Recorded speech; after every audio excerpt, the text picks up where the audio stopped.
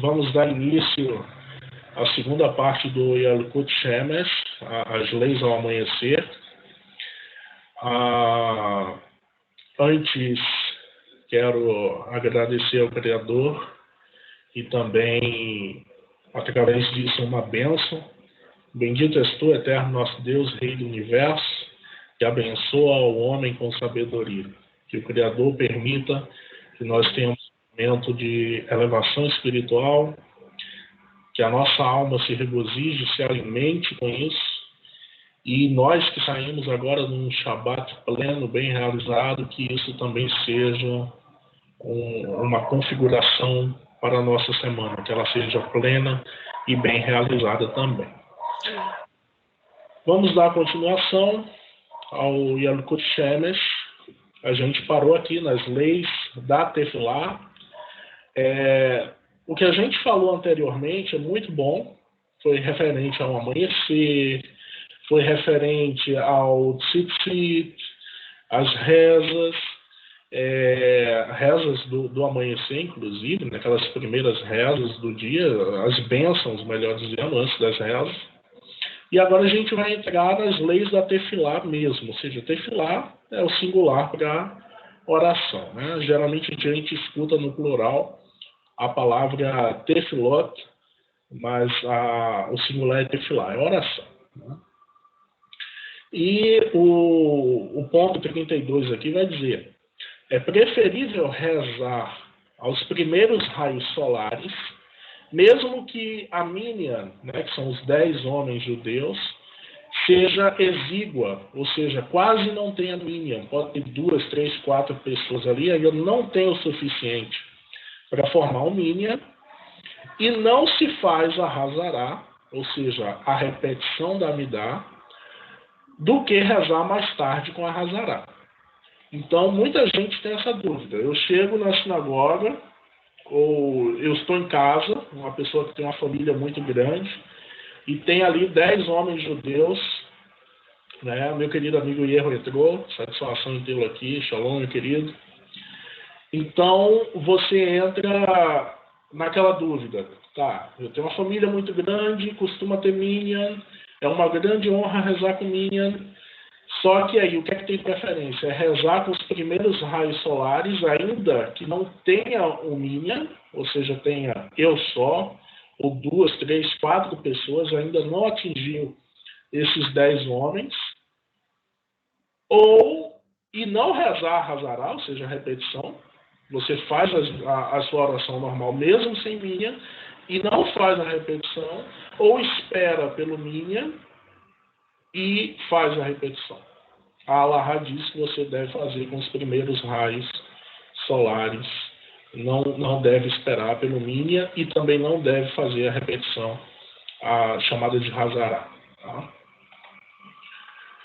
É proibido beijar seus filhos pequenos na sinagoga, para que possa fixar em seu coração que não há amor como o amor de Deus. Porém, depois que subiu na Torá, é permitido beijar seus parentes e amigos. Ou seja, quem estuda, e a gente vai estudar também, vamos passar por isso, quando a gente estiver estudando a Isurei Biá do Rambam, do Maimônides, que trata muito de leis sexuais. Só que não é só sobre questões sexuais. Inclusive, eu acho interessante que o Rambam, todo o livro dele, toda a explanação cabalística dele,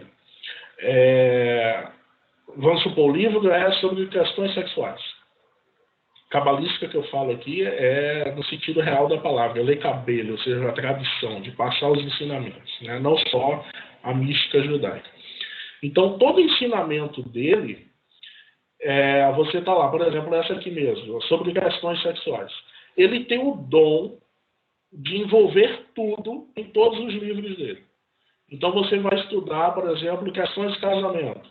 Aí ele vai colocar questões sexuais, questão de casamento, questão de família, leis de pureza, isso e aquilo. Ele aborda literalmente tudo. É por isso que é muito comum você ter várias fontes sobre o mesmo assunto nas literaturas do Rambam. Tá? Então lá, na Isurei Biá, a gente vai ver que é proibido um homem judeu, e de novo, que eu falei na última aula, né, alguns tiveram essa informação, de que a Halahá, a lei judaica, praticamente toda ela é para um homem. Se não existisse o homem, ou seja, as proibições são para o homem. Se não existisse o homem, a mulher ela seria livre para fazer absolutamente tudo. Então, a gente vai ver que é proibido o homem ficar beijando, por exemplo, as suas primas, a sua tia. É chamado isso de conduta de tolo. Obviamente, você pode beijar a sua mãe, você pode beijar a sua avó, não tem nenhuma proibição. Mas ainda assim existe um momento correto para se fazer e para se agir dessa forma. Então, na sinagoga é dito que uma mãe ela não deve ficar beijando seus filhos, não porque seja proibido uma mãe beijar o filho, mas sim para que ele saiba e ele entenda que ali naquele momento toda a honra é para o Criador. Agora, quando uma pessoa recebe a honra máxima, que é a honra de subir a Torá, né? Todo homem judeu em algum momento já subiu a Torá na sinagoga. Quando ele desce, a mãe dele pode sim beijá-lo, porque ele recebeu uma honra muito grande. Inclusive, tem um outro costume da sinagoga também, eu não sei se ele vai abordar aqui, que é quando alguém da família sobe a Torá, os parentes ficam em pé.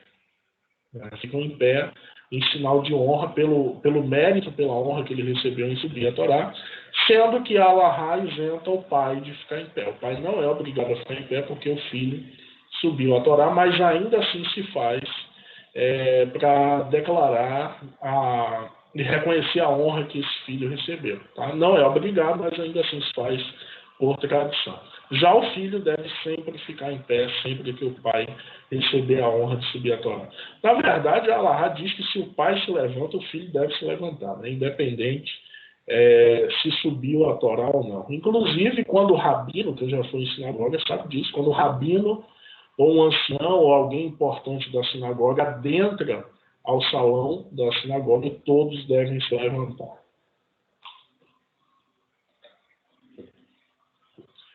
Na Amidá, né, que é a grande oração, fala palavras com seus lábios e escuta com seus ouvidos em silêncio. Né? Quem não conhece o que está sendo dito aqui, pode até estranhar. Né? Vou repetir novamente, para vocês poderem acompanhar e depois eu explico. Na Amidá, ou seja, na grande oração, fala a palavra com seus lábios e escuta com seus ouvidos em silêncio. Aí você diz, mas como é que se fala em silêncio e se escuta em silêncio? O que ele está querendo dizer aqui é que na grande oração, na Amidá, inclusive muita gente faz errado, porque as pessoas fazem sem mexer os lábios. A Amidá você faz mexendo os lábios, mas sem emitir som. Você diz, fala em silêncio.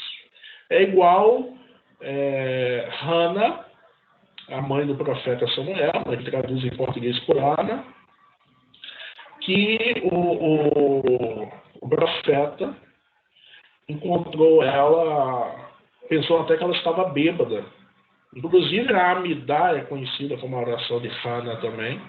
Não toda ela, obviamente que houveram alguns complementos depois dos sábios que vieram posterior a ela, mas o princípio dessa oração, que inclusive começou também, por isso que eu digo não toda ela, começou também com o nosso pai Avraham, depois Yitzhak, depois também Yaakov, tá? E foi sendo acrescentado com o passar do tempo por pessoas com grande conexão com o Criador, bendito seja o seu nome. Então, e deve-se também escutar, como ele diz, em silêncio, porque todo mundo tem que estar em silêncio. O salão não pode fazer barulho, é proibido, inclusive ninguém pode adentrar à sinagoga. Quem está do lado de fora permanece do lado de fora, e quem está do lado de dentro permanece do lado de dentro. Inclusive, meu rabino tinha um hábito muito sadio, por sinal, ele sempre teve um cuidado, um carinho muito grande com todos que estavam ali, de avisar obviamente que todos sabiam que estavam acompanhando o Siddur, mas ele avisava, a partir desse momento vai se iniciar a Amidá, quem tiver de se retirar, se retire. Não deve, obviamente, pela Allahá, né? Se você é um momento mais importante, o ápice, mas ficava ao encargo de todo mundo, ninguém se retirava. Se bem quando ele disse quem quiser se retirar, não é no sentido de que a pessoa vai menosprezar o momento. Às vezes acontece que você está passando por uma situação, uma emergência que realmente não tem como esperar o fim da Midá. E quem está do lado de fora não pode adentrar. Inclusive, sempre que teve alguém responsável pela porta do salão para não permitir que ninguém adentrasse. Tá? A mulher que não sabe ler, basta que diga qualquer pedido em qualquer versão que saiba. O Rav Magen Avraham escreve que para o Rambam, a tefilá é uma mitzvah positiva da Torá. E é o suficiente uma vez durante o dia e em qualquer rito.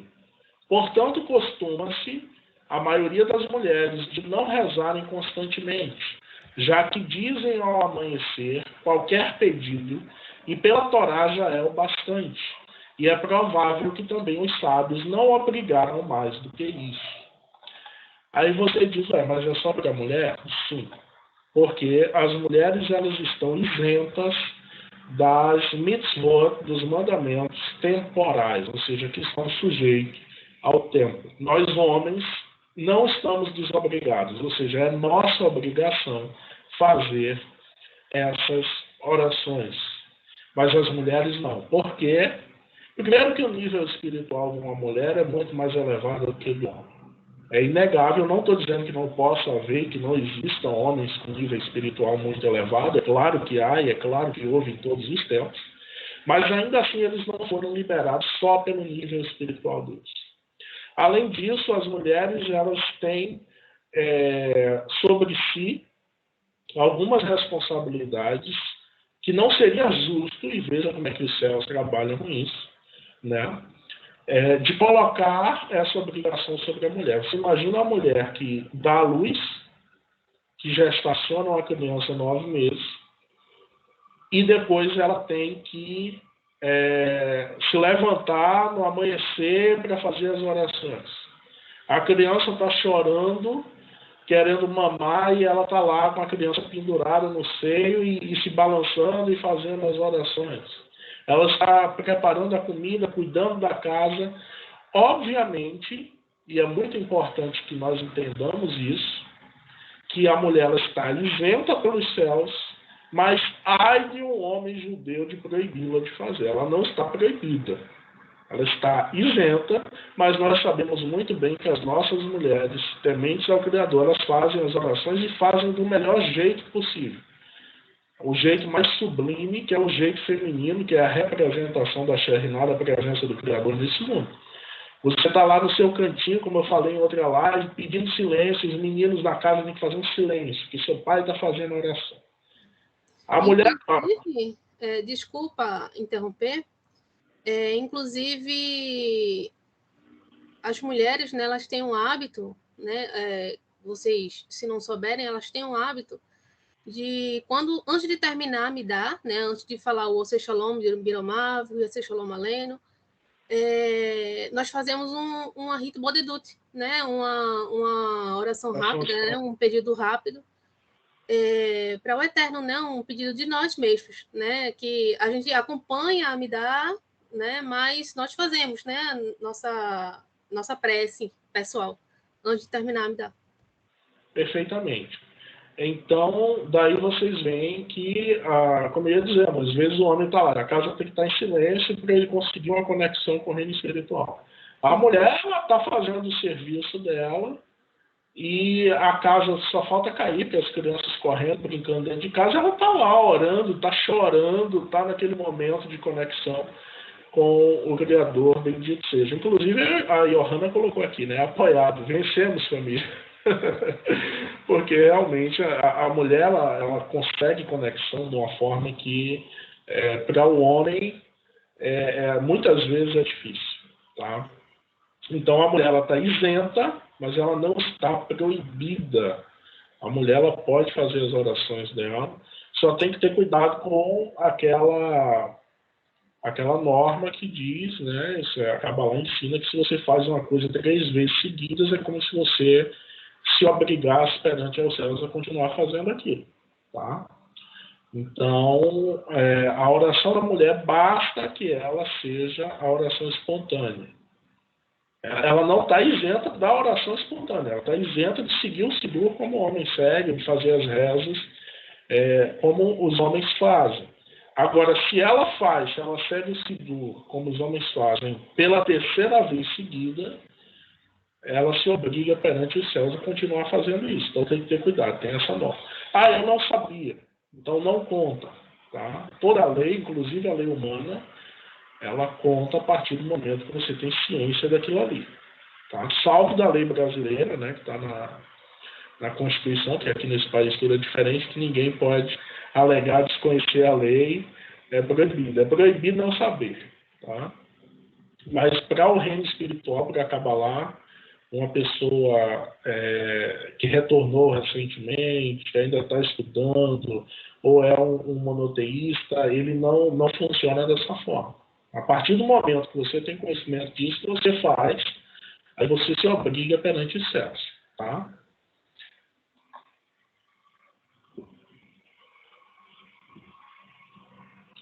A versão da bênção Birkat Hadaat, conforme os sábios, é Veroneno Meiterra Chorma Binav Hadaat. E tem quem diga Veroneno Meiterra Dea Binah Veraskel. Tá? As duas estão corretas. A versão da bênção Birkat Hashivah Shofteno é Verasel Mimeno Sarai Yagon Vanacha Bechesed Ubrachamim Betzedek Uvemishpat. Em relação a esta última parte, diz o Rav Shalom Eshash, e a maioria diz Berachamim Betzedek Uvemishpat, como impresso no livro Teflat HaChodesh. Porém, os Medakdekim, os detalhistas, dizem Bechesed Ubrachamim Betzedek Ubemishpat. Então, essas versões ele está falando que existem variações dela, tá? Mas não tem problema com elas. A versão da bênção Birkat Haminim é Laminim al-Techit Tikva Umalchut Harishah Necherat Teaker Uteshaber Utechalem Vetachniem Vetashmidem Vetashklem Chover Vayevino Machnia Minim. Tá? Inclusive a gente escuta, né? Aqui ele está corrigindo, tá vendo? Tem uns que a gente vai ver aqui o quê? Zedina no final. Tá? Lembra aí, Roger? Ele está dizendo, a versão da bênção é essa aqui, a menina. Né? Em lugares que a Kahal, ou seja, a congregação, escuta as palavras do Shaliach Tisbur, que eu já expliquei para vocês na live anterior, que o Shaliach Tisbur é o que hoje se chama de Hazar, né? O cantor litúrgico, aquele que conduz os serviços, e não conversam, é digno que não deixem de fazer a Hazará. Ou seja, enquanto está acontecendo o serviço, todos aqueles da congregação que escutam a palavra do Hazar e não conversam, né, durante o serviço, é digno que não deixem de fazer a Hazará, a repetição. Porém, em lugares que não é assim, deve-se não dizer a Hazará, e em especial no Musaf e Minchá. Porque a Hazará, todo mundo que foi na sinagoga, que tem um Sidur em casa, você faz a Amidá. Mais à frente você vai ver uma coisa chamada de Amidá do Hazar. Geralmente é assim que eles colocam no Sidur aqui em português, tá? Então, essa Amidá, segundo a Allahá, ela só pode ser repetida se a sinagoga ela fica de silêncio. O silêncio que está sendo dito aqui não é o silêncio total. Não é aquele silêncio de responder nas partes corretas, de cantar, isso não, tudo isso é permitido. Tá?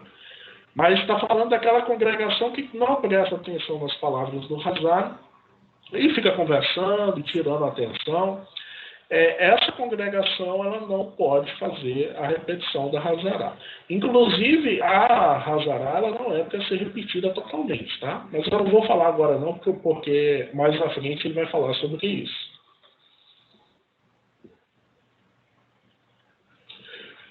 Sobre todas as bênçãos que uma pessoa escuta, mesmo uma bênção dita, para ele cumprir sua obrigação, tem que dizer Baruchu Baruch Shemor. Né? Então, toda vez que a gente escuta uma bênção, ou o nome do Criador, inclusive, na sinagoga, deve-se falar Baruchu Baruch Shemor. Né? Então, muita gente em sinagoga não fala, talvez por falta de conhecimento, talvez também tem que ver o tempo. Às vezes o Hazar não dá tempo, ele é muito corrido, e isso é um mal que a gente tem visto nas sinagogas hoje em dia. Né? Eu falei na live da semana passada, o pessoal recita o Kadish muito rápido, inclusive é proibido pela Lahá, eu volto a ressaltar, você não deve pronunciar Amém se você não conseguiu escutar com clareza todas as palavras, e principalmente se o Hazar errou alguma palavra. No Kadish, não, na oração nenhuma, mas principalmente no Kadish, você não deve de forma alguma dizer Amém sobre uma palavra que está errada, sobre uma reza que está errada, ainda mais no hebraico, que a troca de uma palavra, de uma letra, muda totalmente o sentido. Dificilmente no hebraico você alterar, mudar ou pronunciar uma letra com som diferente não vai dar uma outra palavra com outro significado. Tá? Exatamente.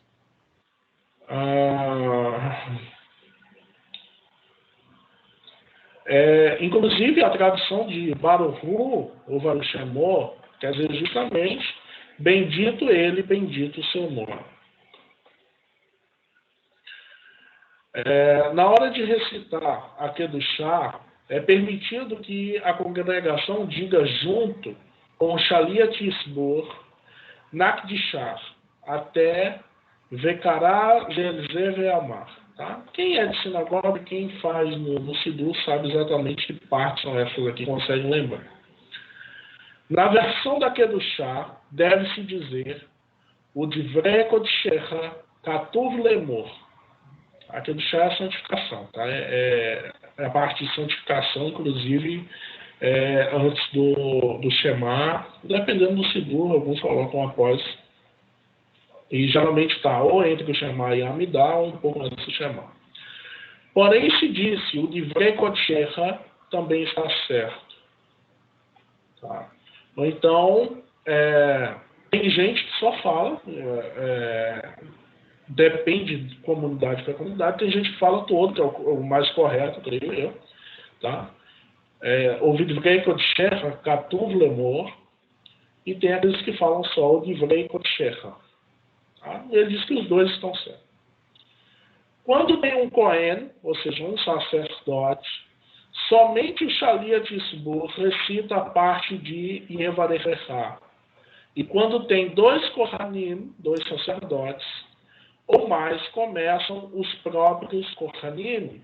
Então, muita gente não sabe disso. Né? Tem gente que diz, não, toda vez que tem um Kohen, um sacerdote presente, a honra é do Kohen. Todo mundo acho que já ouviu isso. Né? Como se toda a primazia, tudo sempre fosse do Kohen. Não é assim. Ou seja, se você tem um Shaliach Yisbor, que é aquele que geralmente está à frente do serviço na sinagoga, e tem um Kohen, um sacerdote presente, a primeira parte, o Yevarechá, é recitado pelo Shaliat Yisbor, e só quando tem a partir de dois Kohanim, é que os próprios Kohanim é que fazem o Yevarechá. O que é o Yevarechá? É a bênção sacerdotal. Tá? que começa Yevarechecha, né? E aí vai. Então, quando você tem o Shaliach e um Kohen, inicia-se o Shaliach. Tá? Quando você tem 2 Kohanim, aí sim é que fazem os Kohanim. Por quê? Porque ao contrário do que as pessoas pensam, a bênção sacerdotal, ela não é una. Ela é para ser dada de 2 ou mais. Ela tem que representar a coluna da direita e a coluna da esquerda. Tá?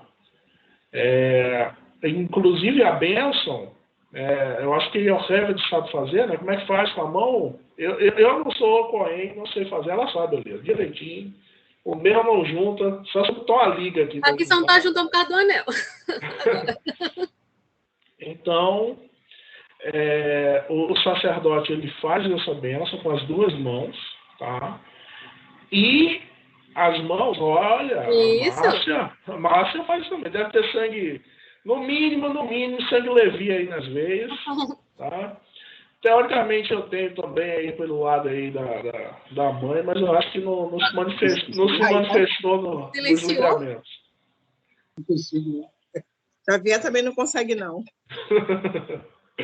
Bom, então o que acontece? Deve juntar as 2 mãos. Faz aí, Herbert, junta as 2 mãos. Isso, agora junta a parte de cima também. Isso. Deixa eu tirar o anel. Tira aí, por favor. Assim? Isso, a Márcia sabe fazer, você também. Eu acho que a Johanna também sabe, mas a câmera dela está desligada. Então, só que aí quando os 2 sacerdotes, qualquer semelhança com Star Trek não é mera coincidência, né? Qual é o nome dele mesmo? Esqueci o nome do personagem. Inclusive o ator, né, o Leonard Nimoy, era judeu, já falecido, que seu nome seja lembrado. Inclusive ele pegou daí, né? Ele disse que a história é bem interessante, era o que eu ia falar agora, inclusive. Obrigado, viu, Johanna? Eu vou poder juntar aí a história. O meu rabino, ele sempre ensinou, e daí a importância de você conhecer um rabino cabalista, você ir na sinagoga de um rabino cabalista. Quando ele ia dar a bênção, inclusive tem alguns que dizem, quem não é Cohen não pode dar a bênção. Isso não existe. Na sinagoga, a pessoa mais apta para isso é aquela que dá a bênção, geralmente é o rabino. Tá? Quando ele ia dar a bênção, ele mandava que a gente fechasse os nossos olhos e não abrisse. Essa é a forma cabalista. Você deve olhar, inclusive, para baixo, para você não ter um impulso de, sem querer, abrir os seus olhos. Tá? E o meu rabino, ele sempre ensinou que é nesse momento da bênção sacerdotal, isso, o Spock, né? Ele viu o rabino fazendo na sinagoga e usou no show. Parabéns, é isso mesmo. Então, meu rabino, ele sempre ensinou que nesse momento a gente tem que fechar os olhos e olhar para baixo e se segurar para não abrir o olho, porque o olho, isso é natural, ele vai querer se abrir, tá? Não é que você esteja ou não controlando, mas se ele se abrir, pelo menos que ele se abra para baixo, você olhando para baixo. Porque o seu corpo, isso é uma bênção para a sua alma, para a sua vida. Mas o seu corpo, invejoso que é, ele vai querer participar dessa bênção. Só que aí tem um problema. Essa bênção, quando ela é bem sucedida, ou seja, quando o rabino e o meu conseguia isso, sempre, inclusive eu fui curado, eu nunca, acho, se eu contei, foi há muito tempo atrás, fui curado de 2 doenças que eu tinha, doenças sérias. Uma era diabetes, terrível, não podia comer nada com açúcar, nada, nem sentia o cheiro. E a outra era pressão arterial altíssima, eu não conseguia levantar um livro, que parecia que eu tinha tomado banho, meu corpo ficava todo suado, as roupas todas suadas, né? Andar, então, andava um pouquinho, parecia que meu tempo de vida ia se abreviar por causa se abaixar. Eu me agachava, quando me levantava, todo molhado. E o meu rabino, numa dessas, ele disse: Senhor, eu sinto que tem alguém aqui que precisa de cura Inclusive, foi na primeira vez que eu fui na sinagoga. Aqui não é lugar de doença. Uma pessoa doente não pode te servir, não pode te adorar plenamente. E eu sei que na hora meu joelho começou a bater um no outro, eu quase caí por cima da pessoa que estava do meu lado. A pessoa me segurou, ficou sem entender nada. Então, quando você tem uma pessoa que realmente, e é com ele que eu aprendi isso, de ó, você limpa primeiro o seu quarto, onde você vai fazer sua oração, vai fazer uma live também, limpa teu quarto, deixa ele cheiroso, você não pode alarrar, Kabbalah proíbe você de um lugar que tem mau cheiro, sangue. Começou a sangrar, nem que seja uma espinha, então você tem que limpar, tem que sair, não pode ficar no salão, não pode ficar na sinagoga, né? E o meu rabino, ele seguia muito bem isso. Então, quando você tem alguém que entende esses princípios cabalísticos e ele segue realmente isso, uma bênção do lado direito, do trono da representação da glória divina, esse nome é gigante mesmo, é um nome. Tá? Você pode chamar também de Merkavá, que é o nome que aparece na Bíblia, mas nós cabalistas chamamos de o trono da representação da glória divina. Por quê? Porque o Criador ele não está nos céus. O Criador, bendito seja o seu nome, ele não habita os céus. Mesmo os céus dos céus não podem contê-lo. Ele mesmo disse isso. Na verdade, tudo está nele, está contido dentro dele.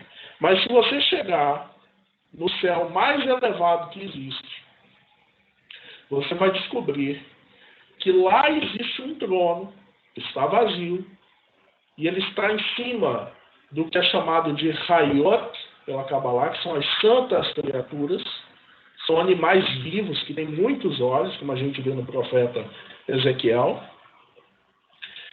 e à frente deles estão os serafim, os santos serafim, que não podem nem olhar para o trono, e esses anjos eles pegam fogo, o corpo deles está em chamas, só pela proximidade desse trono. Inclusive, nós cabalistas sabemos que nós recebemos uma bênção só quando o trono da representação da glória divina ele está alinhado com a sua cidade, com o seu país, com o seu estado, com o seu bairro, com a tua rua, com a tua casa, quando ele está passando por ali, do ponto de vista astrológico e espiritual. E o Criador ele manda uma bênção. É dito que essa bênção ela vem do lado direito do trono e ela sai como um raio de luz azul. E isso é verdade. Isso me ensinou meu rabino. E eu lembro que certa vez, eu seguindo a orientação dele, eu abaixei a cabeça, como sempre fazia, e eu não consegui segurar, fechar os olhos. O meu olho ele abriu, mas ele abriu como eu estava de cabeça baixa, e eu vi um raio muito forte azul, realmente, passando pelo salão, iluminando o salão. E o meu rabino ele ensinou, tenha cuidado, porque no dia que você tiver levantar o rosto e você ver esse raio, você vai ficar cego. E aí, para você conseguir voltar a enxergar, ter a benevolência do Criador, tendo descumprido uma oração, aí é difícil. Uma orientação, melhor dizendo. Tá? Então, ele sempre me ensinou isso. Então, os sacerdotes é que dão a bênção nesse formato das mãos, que aí o Heved fez aí, tá? Por quê? Porque representam os dois querubim, tá? Querubim é plural, não precisa falar querubins, que é o plural em português, em hebraico querubim já é plural, o singular é querub, tá? Representa os dois querubim que existiam em cima da arca. Inclusive, esses querubins, embora de ouro, eles se movimentavam, eles desafiavam a matéria da Arca da Aliança. Não tinha nenhum mecanismo que fizesse eles se mover ou coisa do tipo. Ele literalmente se movia, mudava realmente a matéria daquela arca ali. E quando o sacerdote, o sumo sacerdote, no caso, ele adentrava ao Mishkan, no deserto, e depois, com a construção do templo, se os querubins estavam de costas um para o outro, ele sabia que o Criador não estava contente com o povo de Israel. E que ele estava com o modo Elohim. Quem estuda Kabbalah sabe também que Elohim quer dizer julgamento, é como o Criador se manifesta ao mundo quando ele quer julgar. Inclusive, nosso mestre Moshe, de bendita memória, quando perguntou ao Criador qual é o teu nome, ele sabia o nome do Criador. Ele queria saber de que forma tu vais se manifestar ao teu povo. Será Elohim sobre julgamento? Né? Será El Shaddai, o Todo-Poderoso? Qual a forma? E o Criador, ele diz toda a plenitude dele. Ele diz, eu sou o que sou. Inclusive a todos vocês que estão aqui, que alcançaram o mérito de receber revelações cabalísticas de alto nível, vou revelar para vocês uma coisa aqui agora. Não existe nenhum mistério no nome do Criador. Eu vejo tanta gente, qual é o nome do Criador? Como é que fala isso e aquilo? E entenda que o nome do Criador não está necessariamente relacionado a como a pronúncia do nome do Criador. E não tem mistério, porque às vezes uma pessoa não sabe hebraico e também às vezes a pessoa que sabe hebraico não presta atenção, aí vai atrás de pessoas na internet que inventam isso e aquilo, Yehová, isso, não sei o quê. Entenda que esses nomes, mesmo esses nomes, nós temos que ter grande respeito. Inclusive, uma vez eu vi uma pessoa tirando onda, como é que é comum aqui no Brasil, né, tirar onda com testemunha de Jeová. Não faça isso. O nome Jeová, mesmo Jeová em português, é um nome que guarda grande santidade. Então, deixem eles lá, não fiquem tirando onda. Já vi gente falando testemunha de Jeová. Pelo amor do Criador, não faz esse tipo de coisa. Isso não é permitido. Inclusive, estou falando aqui porque estou ensinando e a Kabbalah ensina. E quando você está ensinando, você pode falar qualquer nome, inclusive o nome do príncipe das Clipós mais baixo. Não tem proibição. O único nome que nós temos que ter realmente muito cuidado com a santidade do nome divino. E o nome do Criador, se você pegar o Sidur, aquele Sidur lá de Israel, Sidur Mizrahi, oriental, você vai encontrar, inclusive eu tenho um, mas infelizmente eu não guardei, não deixei aqui próximo. Se você pegar esse Sidurim, tem alguns casos que você vai ver, inclusive, as 5 permutações do tetagrama, uma ao lado da outra. Na mesma frase você vai ver elas sendo invocadas. Então tem pessoas que sim falam o nome do Criador e nem percebem. Mas disseram que é proibido, que se falar a terra vai se fender, o mundo vai se acabar. Disse, bom, não sei quem é que está te ensinando isso. A verdade sobre o nome do Criador é que o nome do Criador, ele tem que ser pronunciado essas 5 combinações ao mesmo tempo. O nome do Criador é isso. Essa é uma habilidade que só o sumo sacerdote conseguia no Yom Kippur, no ápice do Yom Kippur, no momento mais santo do Yom Kippur. Essa é uma habilidade que os anjos têm. Você pode ver que geralmente em todas as culturas do mundo, quando alguém tem um encontro angélico, é dito que eles falam como se fossem vozes de águas ou vozes de muitas águas, porque parece que tem várias pessoas falando ao mesmo tempo. É essa habilidade, a pessoa ela tem que conseguir falar as 5 permutações, né, que são 4 letras, vocês sabem, que é o tetragrama, Yud, Rei, Vav, Re, e não tem por que eu ficar falando aqui Yud, Kei, Vav, Kei, tá? Que ensinaram por aí, porque tem que ter muita santidade. Sim, é óbvio, o nome do Criador você tem que tratar com santidade. Mas tratar com santidade é justamente ensinar da forma correta, e não ficar mudando, invertendo o som e palavra. Adonai, Ad-Nai, o nome Adonai é o nome dessa dimensão, é o nome pelo qual o Criador é santificado aqui. Então tem que falar Adonai. Obviamente que com respeito, com temor ao céu, sem brincadeira, mas Kabbalah é isso. Kabbalah não precisa ficar inventando níveis e cercas, níveis de entendimento a respeito de coisas santas. É Adonai, é Baruch Atah Adonai. Não tem que falar Baruch Atah Hashem ou coisa do tipo. Adonai é o nome pelo qual ele é santificado nessa dimensão. É o nome da Sefirah de Malchut, é o nome pelo qual o Criador é santificado. Então, inclusive, esses 5 nomes, essas 5 permutações do nome do Criador, né, das 4 letras que se permutam em 5 variações desse nome, né, pelas permutações, está correlacionado aos 5 níveis de alma do ser humano. O ser humano ele tem Nefesh, que é o nível mais baixo, a alma animal, Ruach, que é o espírito, Neshama, que é a alma, que Adão foi criado nesse nível, Neshama. Aí depois você tem Yahid e Hayah. Tá? Ou seja, o nível de vida. Você tem o nível Uno, que é o nível dos anjos, nível de Yahid, que os anjos eles são um único sistema. Eles falam, você nunca vai ver um anjo falando, mexendo a boca. O anjo, a voz dele é ouvida na cabeça, diretamente. Isso é uma capacidade que o ser humano perdeu há muito tempo. E depois você tem um nível de vida, que é o nível mais próximo do Criador, que você se torna um com ele. E é por isso que o trono da representação da glória divina está em cima das Hayot, que é as santas criaturas, as criaturas vivas. Daí vem o nome Hay, vida, em hebraico. Hayot é literalmente vidas, em hebraico. São seres vivos. Estão num nível acima dos outros anjos. Então, qual é o segredo místico aqui que eu vou revelar para vocês? O primeiro é esse, que o nome do Criador, o verdadeiro nome, ele tem que ser os 5 nomes pronunciados ao mesmo tempo. Tá?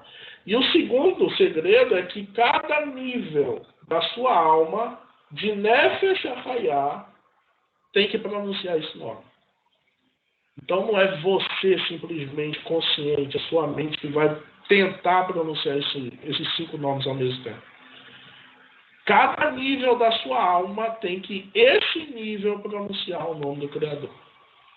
E cada um tem que pronunciar de acordo com o nível dele. Não adianta Nefesh querer pronunciar o nível mais elevado, que é Hayah. Nefesh tem que pronunciar o nome do Criador correspondente a Nefesh, a Ruach, a Neshama, Yerdá, Hayah, cada um deles. E só o sumo sacerdote conseguia atingir esse nível de pureza espiritual no Yom Kippur, que era justamente no momento que era pedido para que os pecados de Israel fossem perdoados. E o nome do Criador era invocado. Só que aí todos escutavam esse nome, e algumas pessoas conseguiam não replicar exatamente, porque é necessário um nível de santidade muito grande, mas eles conseguiam trazer do nível espiritual mais elevado alguma forma que se manifestasse no mundo físico, que eles conseguiam fazer milagres e enganar muitas pessoas. E os sacerdotes, percebendo isso, colocavam na saída do templo, as pessoas que saíam do Yom Kippur, leões à direita e à esquerda, sem que as pessoas soubessem. Enquanto cada pessoa passava, o leão ele rugia. Isso é um truque psicológico, né, que estuda psicologia, e a pessoa perdia, essa informação era jogada para o inconsciente da pessoa e ela não conseguia mais replicar esse nome. Tá?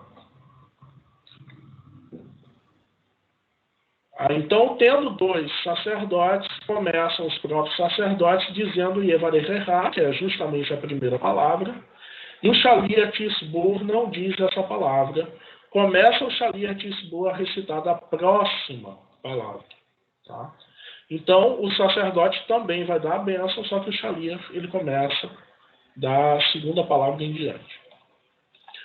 Quando os sacerdotes recitam o nome do Eterno, bendito seja, durante a bênção dos Kohanim, tem quem responda Baruchu ou Baruch Shemor, e tem quem não responda.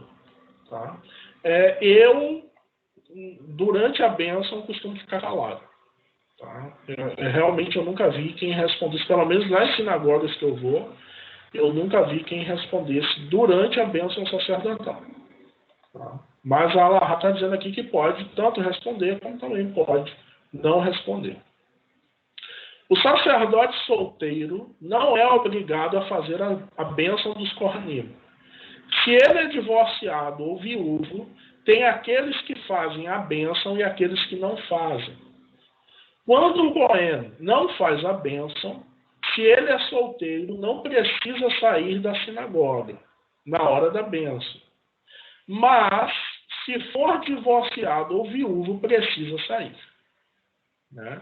Então, se ele é um sacerdote, a Alahá está dizendo que não é porque ele é divorciado ou viúvo que ele perde o direito de dar a bênção. Ele continua um sacerdote.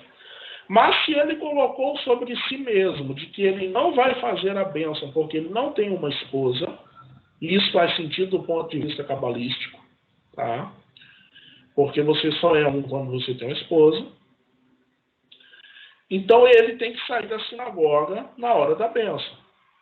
Veja como pode ser, inclusive, pesado você, que talvez não tenha experiência, que sempre foi ensinado que a honra máxima tem que ser dada a um Cohen quando chega na sinagoga, ver ele no momento da bênção, literalmente se retirando da sinagoga.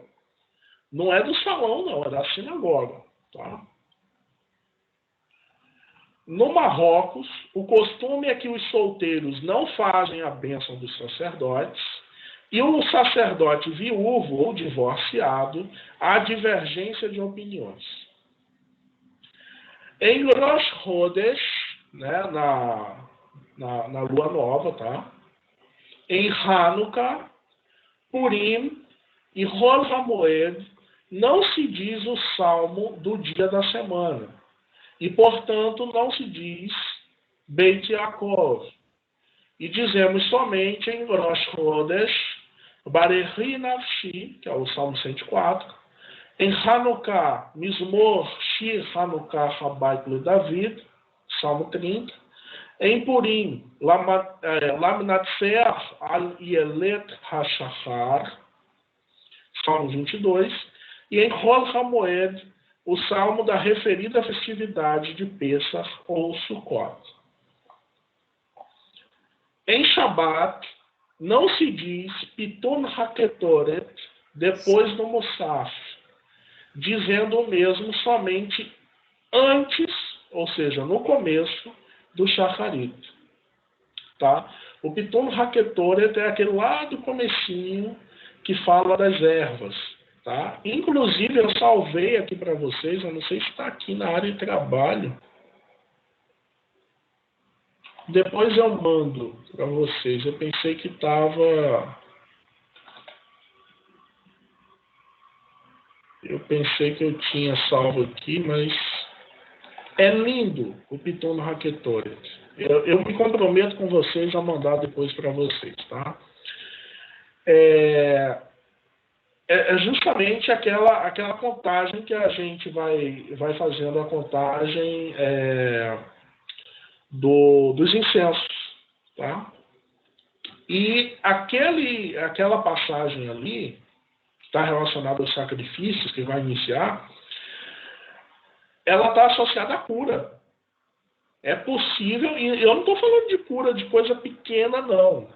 Tem gente na sinagoga que pula aquilo ali, que trata como se fosse uma coisa chata. Ah, porque eu tenho que saber como é que o sacerdote fazia as combinações. Gente, aquela passagem, se você souber fazer, cura todo tipo de doença, e eu estou falando doença de alto nível. Eu estou falando de câncer, Hasbe Shalom, que a terra não permita sobre ninguém. Eu estou falando de leucemia, que é câncer no sangue, todo tipo de coisa terrível que vocês imaginaram. Se vocês pesquisarem no YouTube agora Piton HaKetoret, em hebraico, vocês vão ver uma quantidade absurda de goim,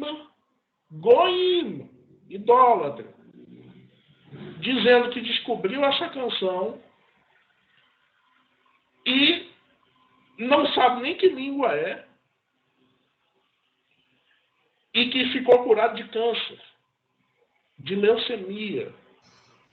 Para vocês terem ideia do nível espiritual que isso representa.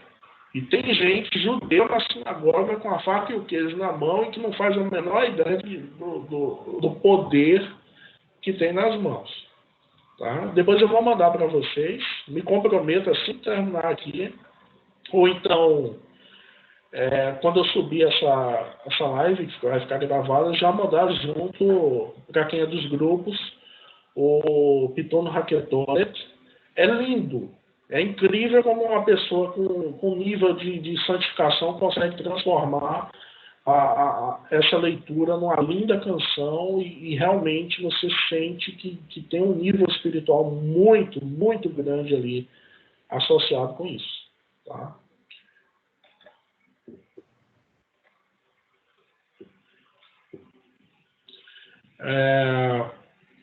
O motivo é que ele é dito pela essência da lei, somente no início da tefilá, e quando ele é repetido no final da tefilá, é para trazer proteção. Olha aqui, tá vendo? Ele está relacionado com proteção. Né? Portanto, em Shabat, não se precisa de proteção adicional. Assim como é dito no comentário do Tur, né, o Arachaim 267.3, a respeito de que em Shabat não se conclui a bênção do Hashkiveno, dizendo o que protege seu povo Israel. Então não precisa dizer em Shabat isso aqui. Porque o Criador, Shabat já é para isso. Shabat é a maior proteção que pode existir. Já que em Shabat não se precisa de Shemerá, proteção adicional, diz na bênção do Hashkiveno em Shabat, o que estende a tenda da paz sobre nós e sobre seu povo Israel e sobre Jerusalém. Amém. Então, é o que eu falei para vocês. Muita gente, talvez essas editoras, por não saberem dessas alahot, elas pegam o Hashkiveno da semana e ela bota no Shabat completo sem fazer essa alteração aí. E a pessoa acaba incorrendo no erro. É por isso que a pessoa que ela conhece a Alahá, você vê o sidur dela, está todo rabiscado, porque ela é obrigada a fazer essas alterações para ela não incorrer no erro. Né? Inclusive, nesse sidur aqui, o Ashkenazi, ele está assim. Em Shabat ele tem o Ashkiveno. O normal, como se fosse da semana. O Arvit de Shabat tem Ashkiveno. Pois é. Tá? Então, o final deveria ser mudado. Não deve se dizer a bênção do Hashkiveno em Shabat, né?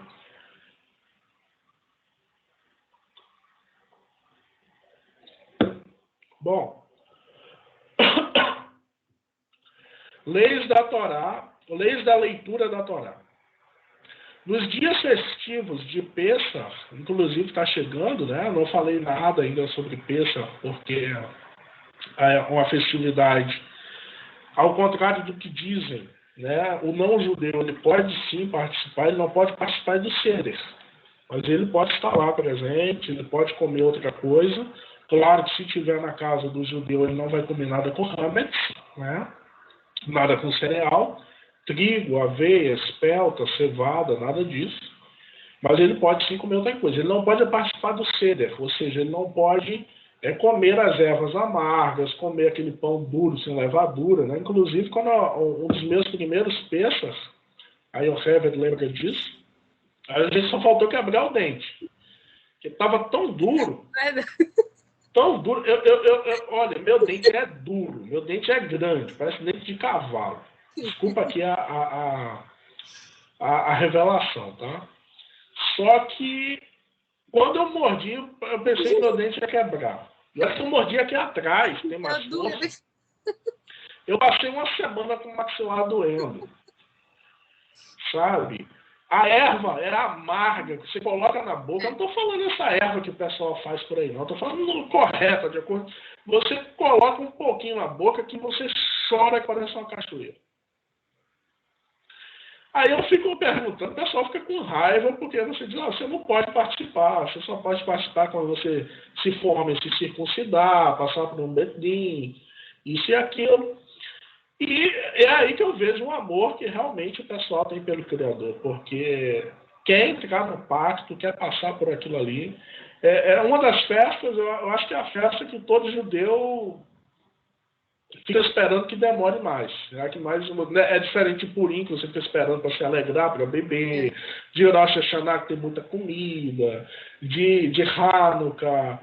Né? Não, ali você vai comer pão duro, e principalmente nós, Sefaradi, que seguimos a tradição, fazemos realmente o pão direitinho, não compra aquela bolacha, né? Por mim, uma bolacha chamada de maçã, que o pessoal compra. Não, eu estou falando pão como tem que ser. ele fica duro. E quanto mais tempo passa, mais duro ele fica. E não pense que não vai ficar igual uma bolachinha que você quebra ele, não. Fica duro mesmo, parecendo uma pedra. Né? E você tem várias camadas do pão para você comer, repetir várias vezes, com as ervas amargas entre eles.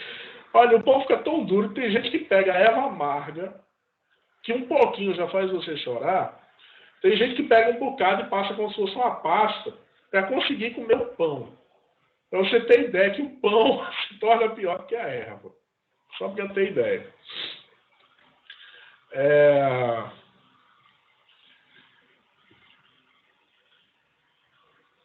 Então aqui ele diz, né, nessas festividades de Pêssar, Shavuot e Sukkot, disse imediatamente a abertura do Rechal, o Eri Ratzon, específico de cada festividade, e depois o Berir Shemer. Tá?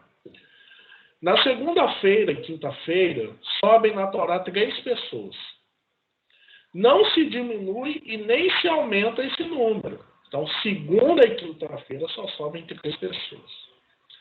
Se tiver 2 noivos na sinagoga, e eles são israelitas, ou seja, não são nem Cohen, sacerdote, e nem levita, é permitido subir os 2 na Torá, sendo então que subirão 4 pessoas, já que é Yom Tov, dia festivo ou feriado, como alguns traduzem, para eles, sendo a mesma lei se forem para 2 Berit Milá, ou Brit Milá, como alguns falam, né? Ou 2 jovens Bar Mitzvah. Então vamos explicar aqui. Segunda-feira e quinta-feira só sobem 3 pessoas na Torá, na sinagoga. Tá? Se tiver 2 noivos, né, eu não preciso nem explicar o que são noivos, né? Pessoas que estão para casar aí ou casaram recentemente, e 2 Brit Milá, ou seja, 2 pessoas que fizeram a circuncisão recentemente. Né? Alguém que retornou ao judaísmo, acabou de fazer a Brit Milá, ou 2 Bar Mitzvah, 2 pessoas que estão aceitando a lei sobre si. 2 jovens de 13 anos. Hoje em dia tem pessoas até de 80 e tantos anos, né, do Holocausto, que não tiveram Bar Mitzvah fazendo, então também se estende a isso. Tá? Então, se você tem 2 Bar Mitzvah, 2 Brit Milá ou 2 noivos, aí esse número vai para 4 pessoas, sendo que 2 deles é noivo, Brit Milá ou Bar Mitzvah, tá? E 2 são outras pessoas da sinagoga. Tá? Quando há noivos na sinagoga, não se deve obrigar o Cohen, o sacerdote, a sair da sinagoga para subir os noivos no lugar do Cohen. Tá? Então o Cohen ele não sai, ele permanece quando há noivos na sinagoga. A ordem dos que sobem na Torá, na Parashá de Bereshit, aquilo é errado, não está com P, mas é PE, mas é Parashá, de Bereshit é a seguinte: sobem 6 pessoas, a Parashá de Bereshit é a primeira, tá? A primeira porção da Bíblia, aquela que começa com Bereshit bara Elohim et hashamayim ve'et haaretz. Em um princípio criou Deus os céus e a terra. Né? Então, sobem 6 pessoas, lendo a porção de cada dia da criação.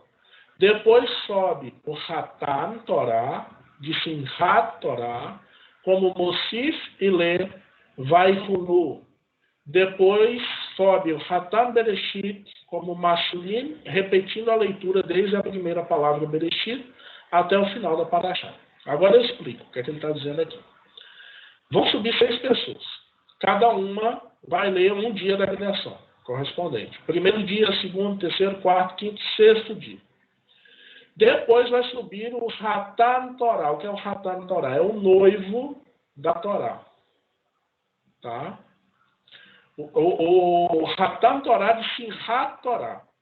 Tá? Ou seja, o Hatan significa príncipe, ou noivo, ou primeiro, quer dizer, alguém que tem importância. Né? Depois que esses 6 leem a Torá, vai subir um Hatan Torá de Simchat Torá, que é aquela parashá da festividade de Simchat Torah, tá? E depois você vai ler, depois vai subir o Hatan Bereshit, que esse aqui é o maior. É o príncipe, é o noivo da Torá, é conhecido como noivo da Torá. Ele vai ler a passagem, a porção mais importante da Torá, que é justamente essa porção de Bereshit, reservada para ele. Que é conhecido, quem faz isso é conhecido como noivo da Torá. Tá? Geralmente, quem fica com essa porção é o próprio Hazan. Ele é chamado assim porque ele é aquele que fez o serviço o ano todo, ele faz o serviço o ano todo, santifica a congregação através dos serviços dele. Tá? Então é chamado de o noivo Bereshit, tá? Dessa parte da porção de Bereshit. Como Mashlim, repetindo a leitura desde a primeira palavra Bereshit até o final da Parashá. Então ele vai fazer toda ela. Então essa parte é do noivo, do princípio, Bereshit, né? Do começo. Há também algumas sinagogas que o Hatan Bereshit sobe por primeiro e lê do começo da Parashá até Asher Bara Elohim La'asot. Depois completa-se com os demais Olim, porém se o Cohen não dispensa seu privilégio, ele tem a prioridade, ou seja, o sacerdote. Tá? Se ele não aceitar, não quiser dispensar o seu privilégio para fazer dessa forma, então vai ser feito da forma do Cohen. Se não tem o Cohen, então o Levi pode subir por primeiro. Isso é a ordem básica, todo judeu sabe disso. O Cohen tem primazia sobre o Levi tem sobre o Israel, que é o judeu comum, e o Israel tem prioridade sobre o não-judeu. Né? Essa é a ordem espiritual.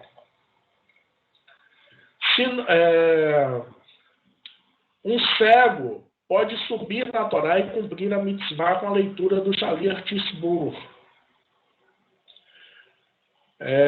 Claro que vai ter um sistema para ele, uma honra que é dada, ele decora, mas ele pode sim subir mesmo ele sendo cego. Tá? Depois de terminada a leitura da Torá, o olê, o que sobe a Torá, inclusive é outro termo, tá?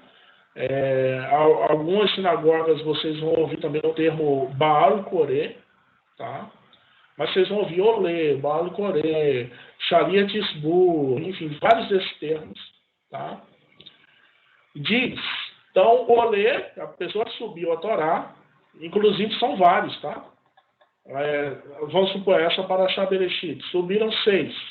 Então você vai ter 6 Olemim, tá? Toda vez que alguém sobe, ele vai repetir, ele vai dizer, melhor dizendo, Emet Toratenu Hakedoshá. E depois diz a berahá final, que é o Asher Natan Lano. Tá? O que sobe na Torá não é obrigado a ler junto com o Shalir, pois deve ficar em silêncio e ouvir a sua parte da leitura. Então ele subiu a Torá, né? Ele deve deixar o Shalir fazer a parte dele, tá? Ficar em silêncio e ouvir a sua parte da leitura, a do Shalir aqui. Tá? Leis da sinagoga.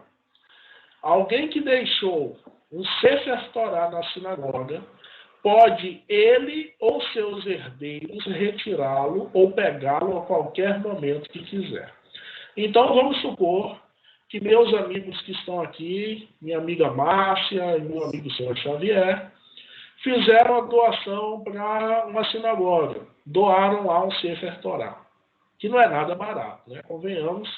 Eu não sei hoje na cotação do dólar, mas algum tempo atrás você encontrava aí brincando acima de 200 mil reais. Tá? E depende do acabamento, depende do cuidado, do esmero com que foi feito, pode chegar, tem alguns que chegam a 2 milhões, tranquilo. Então, eles cumpriram essa grande honra, essa grande mitzvah, que inclusive dizem que tem algumas segulot, né, associadas com essa mitzvah, você doar um Sefer Torah, não só relacionado à fortuna, o Criador abençoa, abre as suas mãos, porque o mérito da pessoa que doa um Sefer Torah é eterno. O Sefer Torah desse dura milhares de anos. A quantidade de pessoas que vão subir para fazer a leitura com esse Sefer Torah é muito grande. A quantidade de pessoas que serão instruídas, ensinadas, filhos e gerações. Então o mérito é muito grande. Inclusive, há pessoas que, para terem filhos, fazem a doação do Sefer Torah e conseguem essa graça também. E vamos supor que minha amiga Márcia, o senhor Xavier, fizeram a doação do Sefer Torah. Eles podem... Oi? Ajudamos a comprar um Sefer Torah. Olha aí, hein? Amém. Já tem um grande mérito diante dos céus.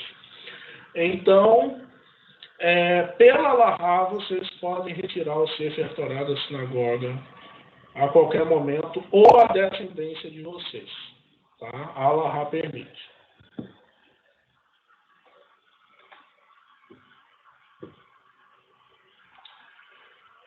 Leis de lavar as mãos. É um costume da maioria de não lavar as mãos para comer algo que se come com molho. E há pessoas mais pias, mais piedosas, que costumam fazê-lo. Vejam que isso aqui é um costume, tá? Ele está falando do costume, não é uma alahá, você não é obrigado. Tá? Então, tem pessoas que, se vai comer alguma coisa que tem molho, não costumam lavar a mão. E há pessoas mais pias que costumam fazer. Entendo que ele não está falando aqui que você vai comer alguma coisa, você diz, poxa, mas que porquinho, ele vai comer, não vai lavar a mão só porque tem molho, é pior ainda. Não. Entenda que já lavou a mão várias vezes. Inclusive, quem vai na sinagoga sabe disso, que a mão é lavada várias e várias vezes. Tá? Ele está falando desse costume, desse momento específico aqui. O Baer Retev, em 158:11, escreve em nome do Lechem Hamudot, que todo o mundo costuma não lavar. E eles têm em quem se apoiar, pois o Tosafot pensa assim também. Outros poskim, legisladores, entre eles o Hazon Ish e o Hagras, concordam que assim é o costume do mundo ainda hoje. E que somente na noite de Pêssar lava-se as mãos para o carpaz, né, que é um prato, o prato, na verdade, né, que está lá as especiarias de Pêssar, pelo fato de ter as diferenças que se fazem nesta noite para despertar as perguntas das crianças. Então ele está dizendo que, por ser algo que você está ensinando em Pêssar, né, a criança tem que aprender isso para levar à posteridade.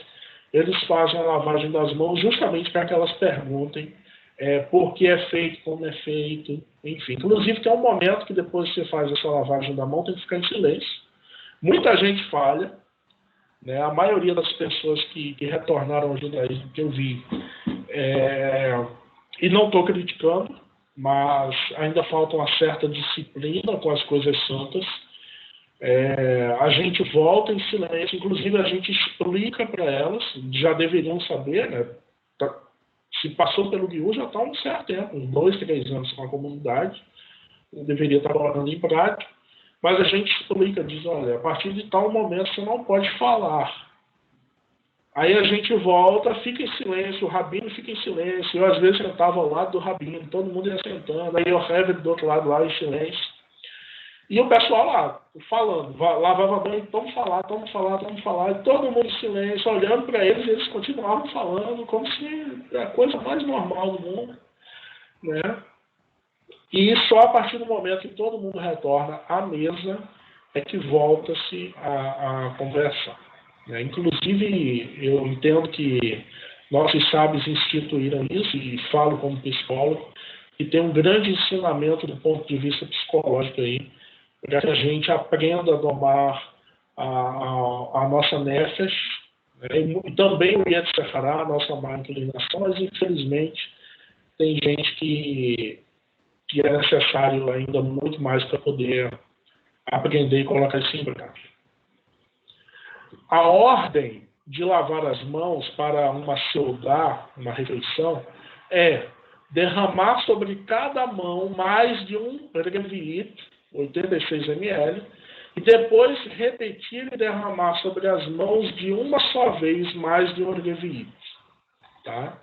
Então, veja o que está sendo falado. Aqui está sendo falado, vamos lembrar que está na categoria aqui, ó, leis de lavar as mãos, e aqui ele falou sobre Pêssach, tá? Então, o que é que está sendo falado? Eu falei na live anterior, você vai na sinagoga ou alguém ensina, diz que você tem que ir, vai lavar a mão, você derrama a mão direita na mão esquerda e intercala 3 vezes, esquerda, direita, 3 vezes, né? Isso não é alahá. Você faz uma vez mão direita sobre a mão esquerda e a mão esquerda sobre a mão direita, já cumpriu. Essa é a alahá. Essa de 3 vezes, ela também não está errada. Ela não está errada. Agora, você não pode, você que é habituado a fazer 3 vezes, quando você vê alguém fazendo uma vez só, você não pode repreendê-lo. Você tem que conhecer a alahá. A pessoa que fez uma vez não está errada, e a pessoa que fez 3 vezes não está errada. A alahá diz uma vez. Fez uma vez na mão, está valendo.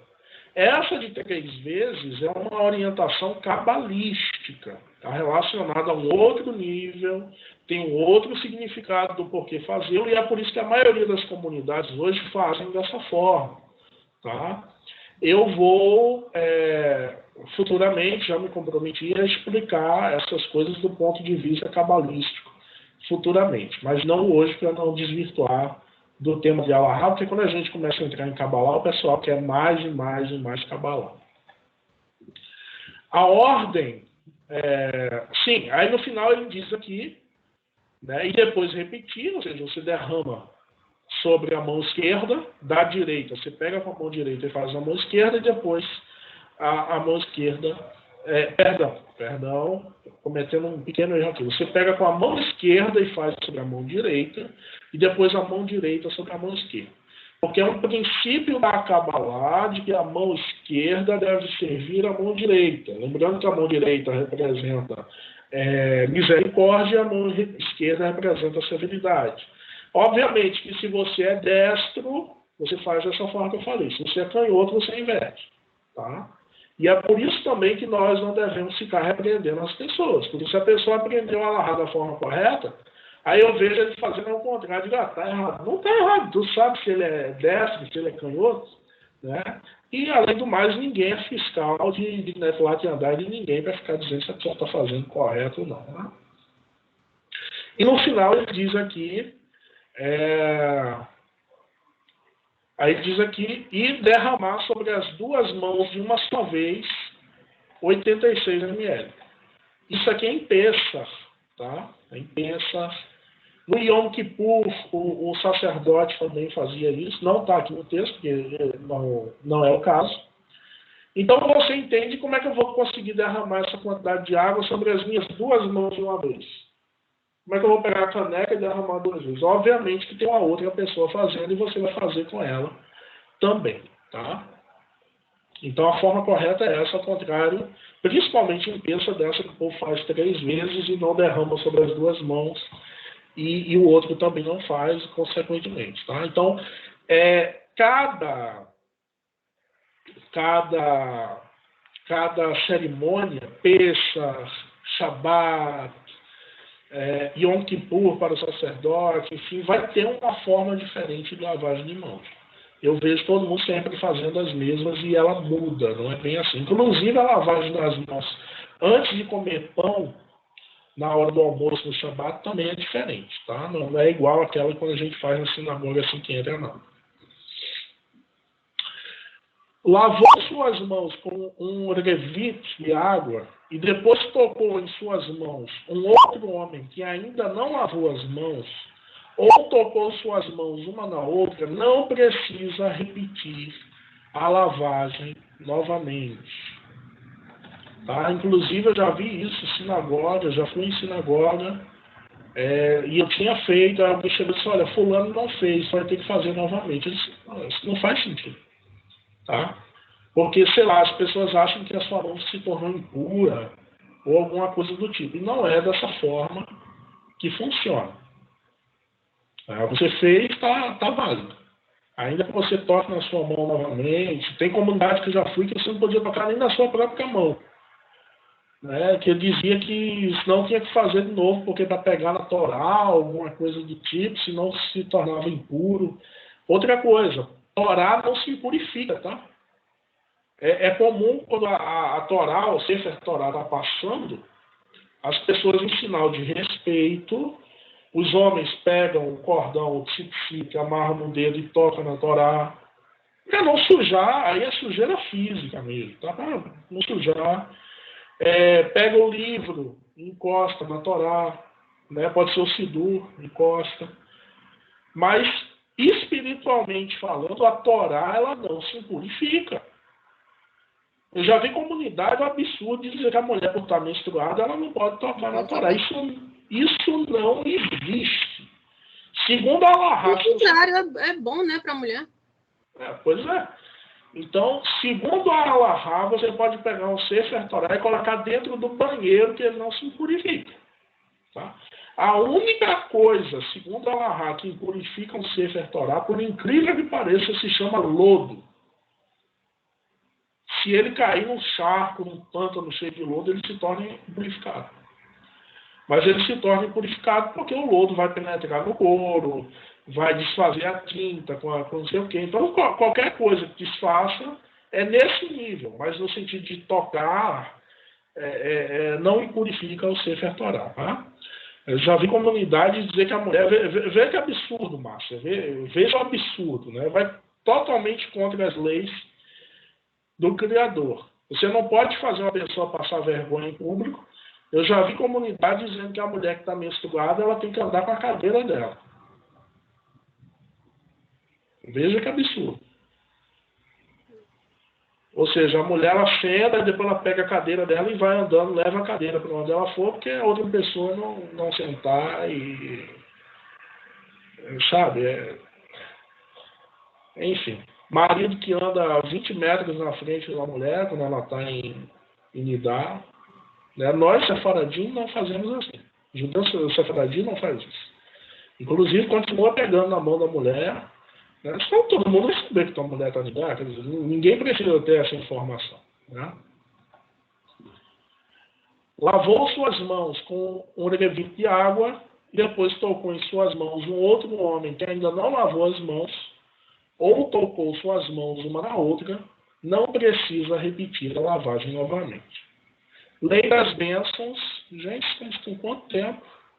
1h17. Daqui a pouco eu faço a pausa, tá? A gente encerra e creio eu que ainda teremos mais alguns Shabbat, após o Shabbat, né? Mais algumas lives, para poder terminar tudo isso aqui, tá? Leis das bênçãos.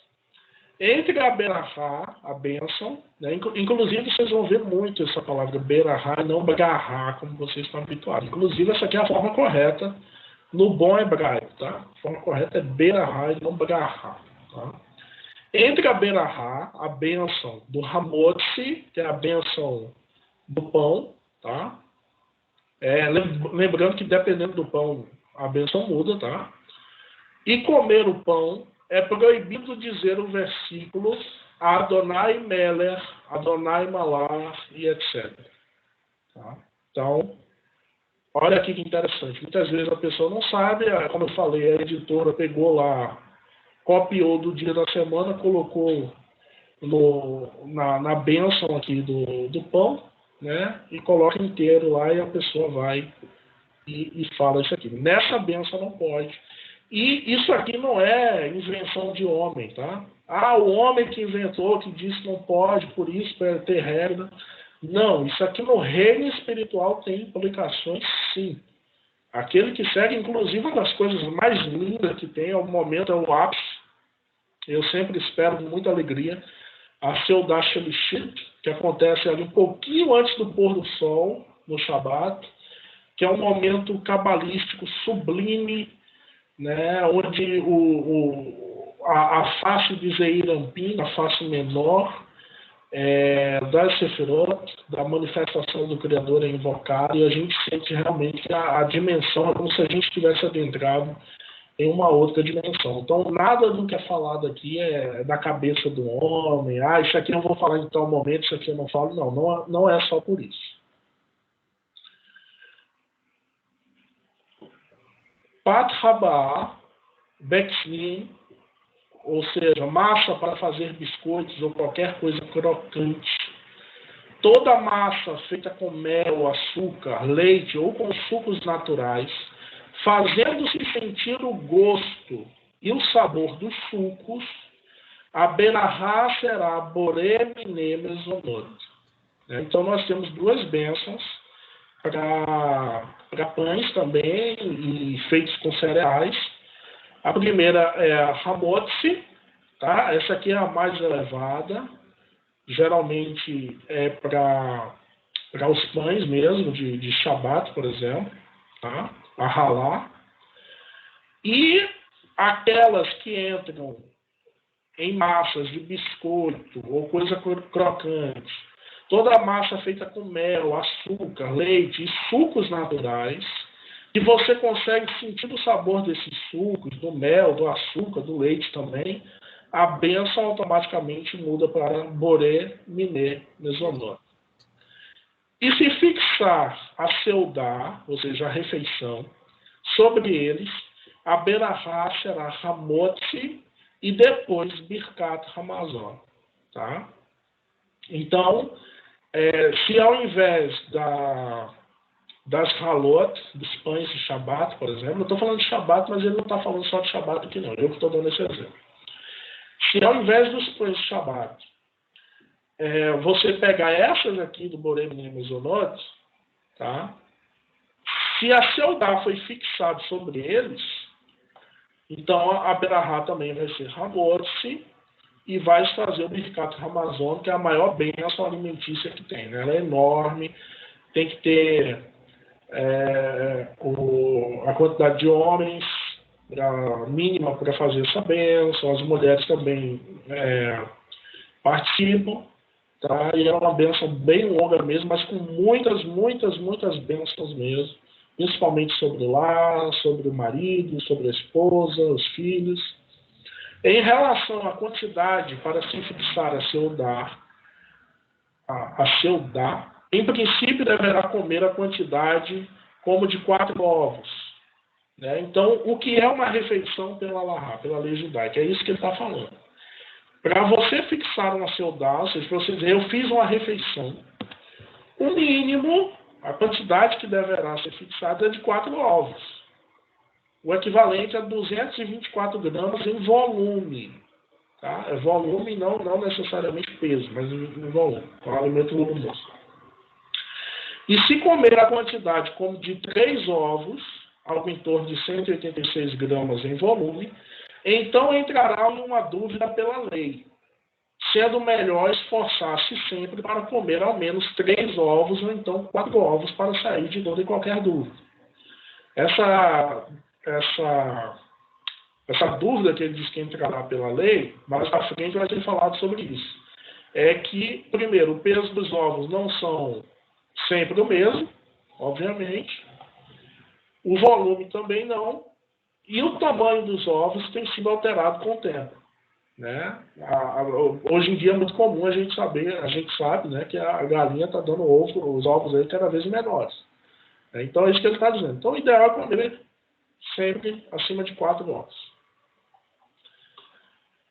Pat Rabá Bekisnin, se fixar a seudá sobre ele, né? Lembra que eu falei aqui, dos biscoitos, a mesma coisa aqui, tá? Sobre os biscoitos, crocantes, enfim, massa com mel, açúcar, leite, enfim. Deverá fazer a Berahá de Hamotzi e depois Birkat Hamazon. E a quantidade para se fixar a seudá é medida conforme a quantidade do pão. O Pat Rabá Bekisnin somente e não contando com os outros alimentos que acompanham o pão, como carne e peixe. Tá? Então, a medida vai ser conforme a quantidade do pão. se for sobre esse aqui. Tá? Se for só sobre isso. Se for de forma geral, comida de forma geral, é o equivalente à medida de 4 ovos. Volume. Então, se você comer, sei lá, uma laranja, com um pedaço de pão, e coloca mais um biscoito, alguma coisa, não sei o que, é considerado uma refeição. Tá? Lembrando que se você fizer a benção Hamotzi, não precisa fazer as outras bênçãos, né? Porque a Hamotzi, ela é maior. Não, eu acho que você está falando da Birkat Hamazon. Não, na hora da bênção, que eu me refiro na hora de fazer a bênção para antes do Birkat Hamazon, né? Antes de comer. Não, sim. Se referindo à comida, sim. Sim. Agora, se você está falando de líquidos, tem que ser feito. Não, Principalmente... do alimento. Ah, tá. Beleza. O Patraba Pekisnin, a sua bênção é Borem Nemezonot, né? A original dela. Porém, se a pessoa fixar, como a gente já viu há 2 atrás, né? A seudar a refeição sobre ele é Hamotz. E depois Birkat Hamazon. E não há diferença se for dia comum ou Shabat. Matzot, né? A matzah, que é o que a gente costuma chamar de pão asmo, né? O pão sem levadura, mesmo não produzidas para Pessah, ou mesmo para Pessah, a bênção dela fora de Pessah é Boré Miné Ezonot. E não é necessário ingeri-la dentro da seudá. Tá? Então, fora de Pessah, a matzot, mesmo aquela que foi produzida para Pessah, mas se você vai comer ela fora de Pessah, tá? Antes ou depois de Pessah, a bênção dela não vai ser Hamotz, mas sim Boré Miné Ezonot. Tá? Hamotz é em Pessah. Fora dela, Boré Miné Ezonot, como se fosse um pão comum. Tá? E não é necessário ingeri-la dentro da seudá. Você pode comer fora da refeição. Quer fazer um lanche, pega lá o pão, isso aqui, a bênção é essa aqui. Boré Miné Ezonot. Eu estou falando Miné, talvez alguém diga, mas não tem um I ali, não era para ser Boré Miné Ezonot? Não. Em hebraico tem uma regra, quando, eu esqueci em português como chama isso aqui, não sei se é subjuntivo, não lembro. Mas enfim, quando você tem uma palavra que vai fazer a ligação com a próxima, esse I aqui ele fica mudo. Então a gente fala Boré Miné Ezonot, tá? Só para esclarecer. Lachmaniot é um pequeno pão, como se fosse um pão doce, tá? Que são feitos para festas. A Berahá é Boré Miné Ezonot e depois Berahá Men Shalosh Al Hamechia. Está no Sidur, né? É isso que ele fala depois, é a bênção depois de comer, tá? Essa aqui é antes. E depois que você faz a refeição, tem a bênção Men Shalosh, tá? Esse pão que ele está falando, como se fosse um pão doce, também pode ser um sonho, de padaria, enfim. Tá? Tipos de pão que sua massa é feita de maneira suave. A Berahá é Boré Miné Ezonot e depois Birkat Men Shalosh. E assim é a lei em relação à mofleta. Tesseminim, pão que se assa novamente para ficar mais duro, como a torrada. A Berahá é Hamotzi e depois Birkat Hamazon, igual ao pão. Tá? Então você tem um pão comum e você foi lá e fez a torrada. Todo mundo sabe, essa torrada de padaria, a torrada que você faz em casa. A bênção muda para Hamotzi e a bênção final é Hamazon, a maior, Birkat Hamazon. Tá? Algo que sua massa é grossa, que cozeram ou fritaram, mesmo que ele seja considerado como pão, a sua bênção é Boré Miné Ezonot e depois Men Shalosh, depois da refeição, a bênção final. Mesmo que tenha fixado sobre ele a seudá. Tá? Então, massa grossa, cozida ou frita, mesmo que alguém considere ela como pão, tá? Ou seja, está falando de uma outra cultura, não é o nosso pão tradicional. Alguém chega e diz, isso aqui é um pão. Aí você olha e você diz, tá, uma massa grossa, ela foi cozida ou foi frita? A bênção é mesanot, como se fosse um pão comum, tá? E depois, por fim, a menshalosh. Aquele que bebe água durante a seudá, durante a refeição, não precisa fazer bênção. E mesmo antes da seudá, também não precisa fazer a bênção da água para isentar-se ao beber durante a seudá, tá? Porque ele está se referindo, obviamente, à refeição que tem pão. E a bênção é Hamotzi. É o que a Yocheved falou. A bênção Hamotzi, ela isenta de muitas outras bênçãos. Ela só não isenta da bênção do vinho, por exemplo. Tá? Mas a da água aqui não precisa fazer. A bênção do pão, inclusive, quem vai para uma sinagoga e não tem vinho, Hasbe Shalom, que eu até nunca permito, eu nunca fui numa sinagoga que não tivesse o vinho para fazer o Kiddush, mas o Kiddush, a santificação pode ser feita em cima do pão, com a bênção Hamotz. Tá? Não precisa. Pode ser feito, inclusive, com água, tá? Não precisa ser vinho, não pode ser feito com vodka, com cerveja, tá? Mas a pessoa diz, eu não tenho nada, eu não tenho vinho, eu não tenho água, eu não tenho vodka, eu não tenho nem Coca-Cola. Aí faz sobre o pão, faz o Kiddush, a santificação, sobre o pão. Tá? E a gente já está terminando, falta só mais algumas aqui. Faça a bênção Hatov Vehametiv para todo tipo de vinho, kasher, logicamente, mesmo que tenha diante de si muitos vinhos. E um depois do outro fará a bênção Hatov Vehametiv sobre cada um deles, sendo que para o primeiro fará a bênção Boré Peri Hagefen. Então, traduzindo, vou explicar para vocês. Vamos supor que isso aqui é vinho, tá? Não tem problema que eu estou ensinando, tá? Inclusive a bênção já foi feita sobre a água. Então, eu estou com uma taça de vinho e eu faço a bênção tradicional do vinho. Baruch atah Adonai Eloheinu melech haolam borei peri hagefen.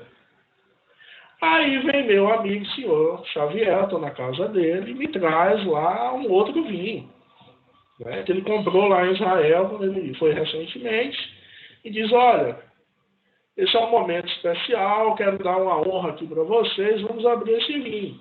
Eu vou fazer a bênção Peri Hagefen de novo? Não. Eu vou fazer uma bênção especial, que é a Hatov Hametiv. Né? O que significa Hatov Vehametiv? O bem, né? Vehametiv. O bem para o bem, o bom para o bem. É um pouco difícil traduzir o bom fazer algo, né? É uma bênção especial de engrandecimento, né? É uma bênção que complementa a anterior. Inclusive, não é só para vinho. Você está na mesa e você faz a sua bênção sobre os alimentos. Você fez sobre o pão, você fez sobre as frutas. Aí chega a sua esposa, o senhor Xavier, e traz para o senhor um mousse de chocolate. Aí o senhor olha assim, olha que coisa boa, maravilhosa. Aí o senhor faz essa bênção também. É uma bênção especial. Fazemos a bênção Hatov Hametiv mesmo quando bebemos vinho menos que um orgavite, ou seja, menos que 86 ml. Né? Já tinha bebido antes, ou não precisa nem ser vinho, e alguém chegou com vinho, você se alegrou, né? Então, mesmo que seja muito pouquinho, uma pequena quantidade, se faz essa bênção. Também o visitante e o residente em qualquer outro lugar que não seja a sua própria casa faz a bênção Hatov Hametiv. Tá? Faz-se a bênção Hatov Hametiv mesmo que não haja seudá, ou seja, mesmo que não seja uma refeição. Tá? Fixando sobre o beber do vinho. O que come ou bebe antes da seudá algo que desperta um apetite, como cerveja, vinho ou outra bebida alcoólica, ou ainda água ou refrigerante, ou então peixes e saladas, faz-se a bênção antes desses alimentos. Porém, não se faz a bênção final, pois são isentados desde ao dizer o Birkat Hamazon. Tá? Basicamente, o que está sendo dito o Birkat Hamazon é a bênção máxima, que eu falei para vocês. É aquela bênção, né, algumas pessoas, infelizmente, eu conheço, acho que não tem, acho não, certeza, não tem conhecimento do que significa uma bênção, ficam até tentando fugir do Birkat Hamazon, né? Como é que se foge do Birkat Hamazon? É só não comer pão, não comer a bênção que tem Ramotz. Porque se você fizer a bênção que tem Ramotz, você tem que fazer o Birkat Hamazon, que é aquela bênção enorme, que começa com Regabotai, né? Chamando a atenção de todos, que quer dizer, meus senhores, e aí inicia-se, né? E cada um tem a sua parte também para falar a bênção. É uma bênção completa, é muito especial. Eu sou o contrário, eu acho que deve se fazer sempre. Né? Não deveria faltar pão durante o almoço, né? A refeição do almoço, para fazer essa bênção. Tá? Aquele que come a seudá em um lugar pode até, por princípio, ir para outro lugar para terminar sua seudá e abençoar lá o Birkat Hamazon, e assim, desta maneira, servir para os dois lugares. Tá? Então, você pode começar comendo em um lugar e terminar em outro lugar, e quando você fizer a bênção, serve para os dois lugares. Agora, cuidado, a Alahá diz que se você comeu num lugar, você comeu naquele lugar, terminou, comeu. Não é que você estava comendo e se mudou para outro lugar.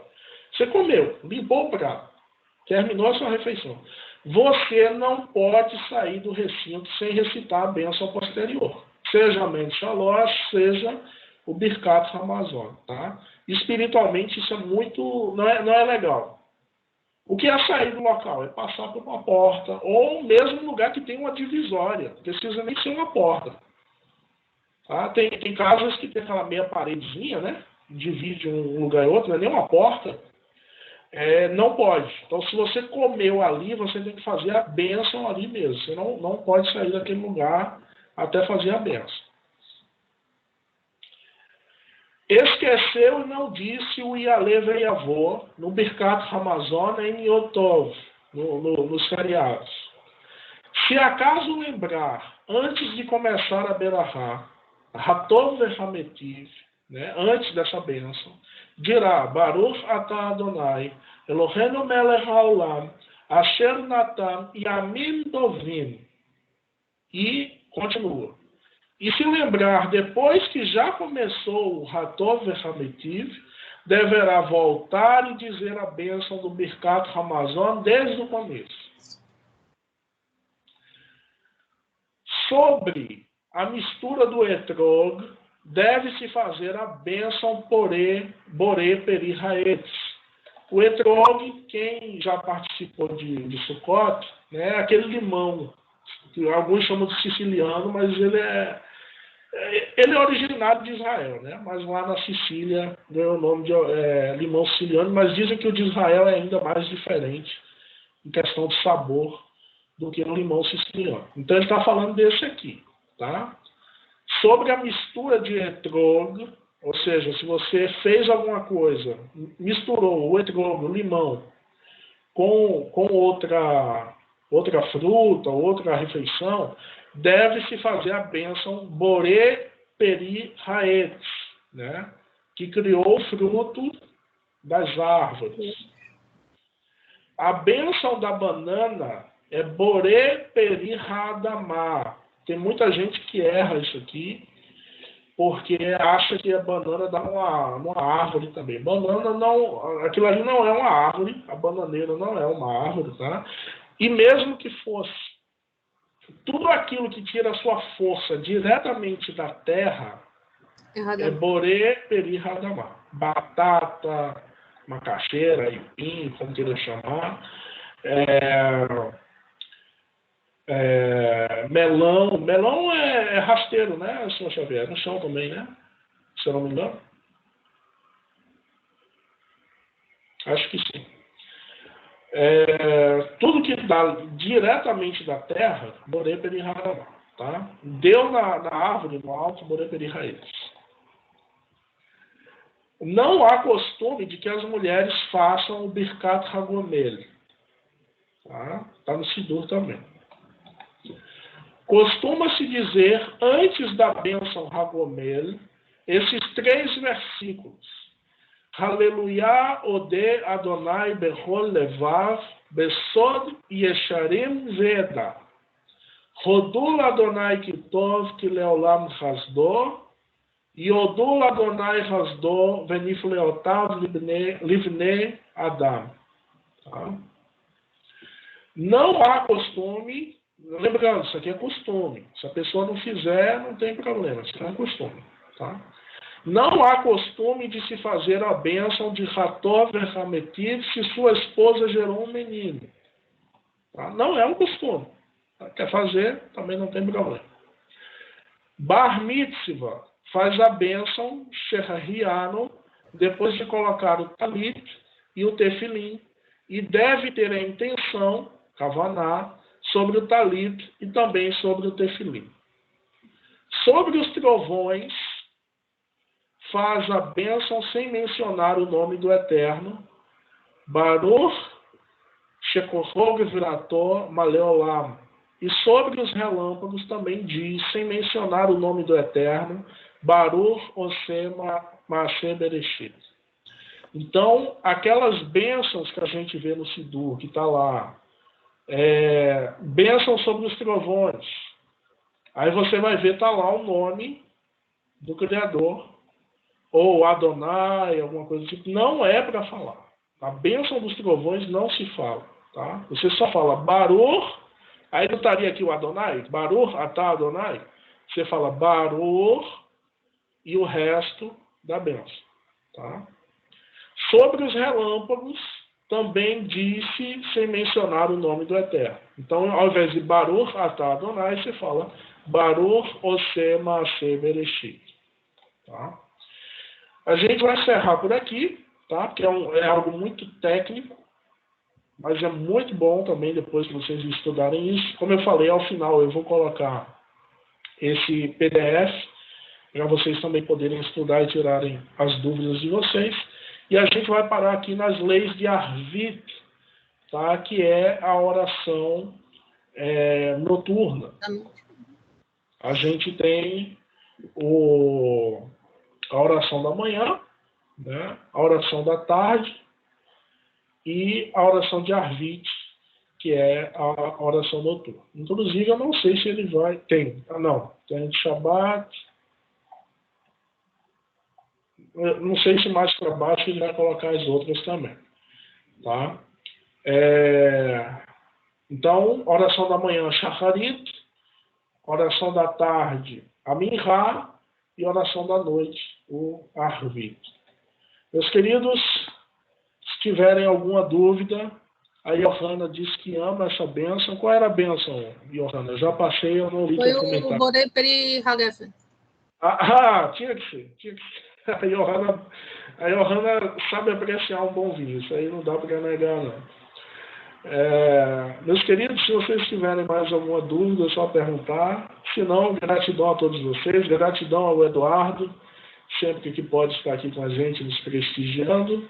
Tem um usuário convidado que até agora não sei quem é, não colocou o nome. Né?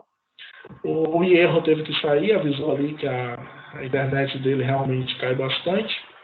E, meus queridos amigos, senhor Xavier, a Márcia, gratidão a todos vocês por estarem aqui Até a próxima. Amanhã, eu não sei se muita gente vai participar. Se eu não me engano, no cronograma, é o filme O Segredo do Zorra. Tá? Por que é que eu vou passar esse filme? Inclusive, quem é da antiga, né, do grupo mais antigo, já assistiu, já disponibilizei para esse. Quem quiser assistir novamente é muito bom.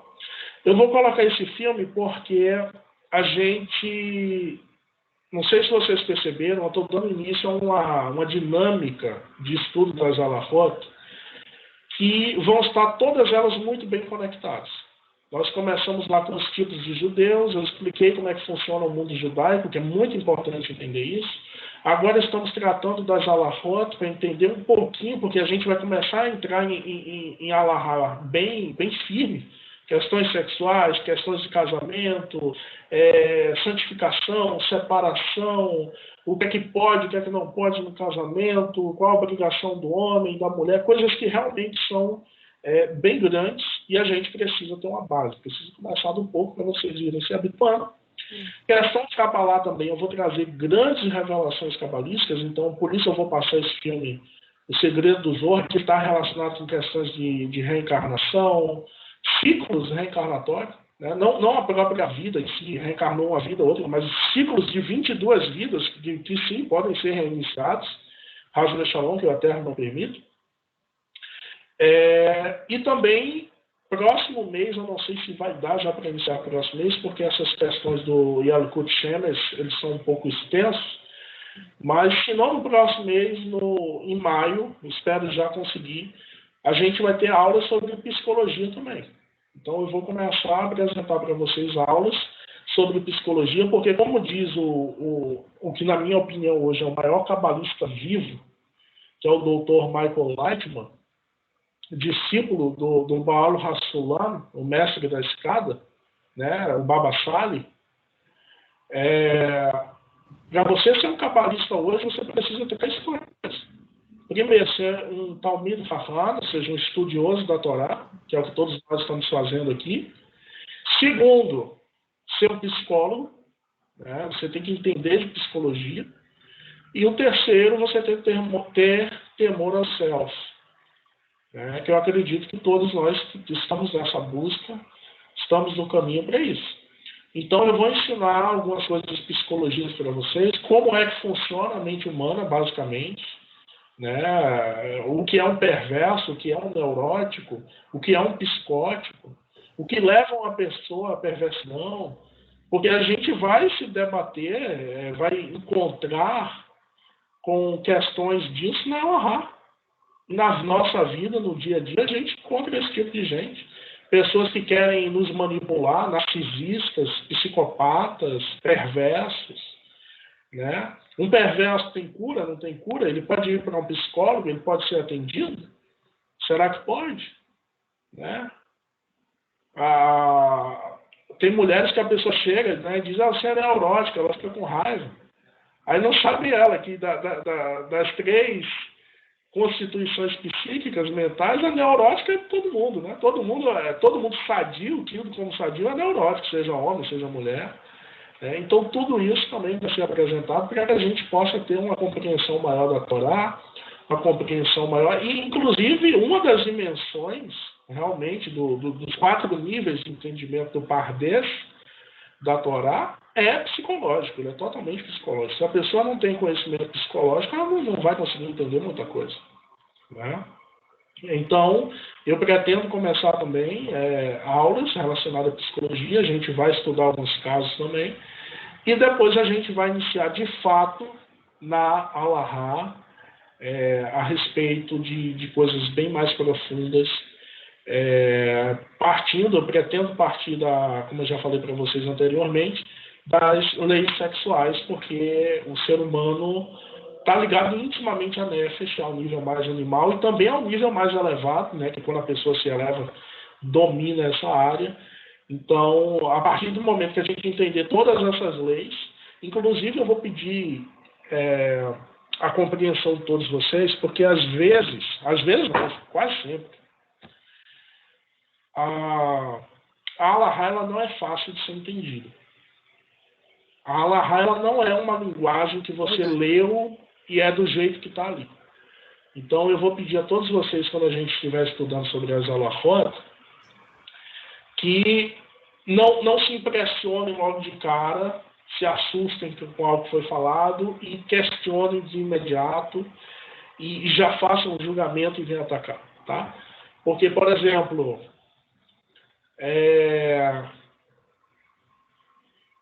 às vezes vocês vão encontrar uma linguagem que parece que está dizendo uma coisa que não tem nada a ver. Por exemplo, o homem que se envolve com uma criança de 3 anos em um dia. Aí você diz, a Alahá permite um homem se envolver com a criança a partir de 3 anos em um dia? Não, a Alahá não está dizendo isso. Obviamente, a Alahá está falando de uma criança que foi violentada por um monstro, por uma pessoa que não pode nem ser chamada de ser humano, só que ela vai falar do que é que acontece com essa criança. Por exemplo, ela permanece virgem, o ímen se reconstrói, não se reconstrói. Então, o que eu estou falando, quando vocês escutarem eu lendo e começar, porque realmente tem alahot que já começa assim, do começo. Um homem que se relaciona com uma mulher, uma criança do sexo feminino 3 anos em um dia. Aí a pessoa pensa, mas peraí, o judeu permite, isso é permitido? Que negócio é isso? Sabe? Então, abrandem um julgamento, escutem primeiro o que está sendo falado, entendam o todo, porque a Alahá, literalmente, ela versa sobre tudo. Se você me perguntar se tem alguma coisa que a Alahá não fala, mentira, não tem. A Alahá, ela fala sobre tudo. Tudo, tudo, tudo, tudo. Tá? Então, é essa atenção que eu peço de vocês quando a gente estiver estudando sobre as Alahot, que realmente tenha paciência, escute, anota, presta atenção na explicação. Muitas vezes a própria dúvida já vai sendo tirada ali. E se ainda assim sobrar alguma dúvida, não entendeu bem, aí pergunta. Tá bem? Meus queridos, muito obrigado. Que a bênção do Criador paire sobre o lar de cada um de nós que estamos aqui hoje, cumprindo mais uma mitzvah de se elevar, de buscar o Criador. Muitos de vocês aqui poderiam estar tendo um passeio no sábado à noite, mas não, está aqui estudando, procurando aquilo que é bom. E não tem nenhum problema, tá? Quando quiser sair, também não tem, ninguém se sinta obrigado. Realmente é uma honra muito grande para mim quando vocês participam. Mas quando não for, né, e é lícito, vai sair e diz, olha, sábado agora eu não vou, eu vou sair. Não precisa dizer para onde, né? Já que eu não tenho que saber da vida de ninguém. Mas se avisar também, melhor ainda. Né? Porque aí eu já sei, não, poxa, tá me tendo em grande honra, grande consideração, avisou que e vai se divertir, não tem problema. Aí no outro dia, no domingo, tá também, ou numa outra live, não tem nenhum problema. Gratidão a todos vocês, que o Criador abençoe a todos vocês, o lar de vocês, a vida de vocês, e faça frutificar o fruto da mão de vocês. Gratidão a todos. Até a próxima. Tchau, tchau, pessoal. Shalom. Shavuot Tov. Semana abençoada para vocês todos. Amém. Uma semana bem configurada. Shalom, Eduardo. Até a próxima. Ilhana, Ilsef, Márcia, senhor Xavier. E o usuário convidado. Shalom a todos. Até a próxima. Shalom.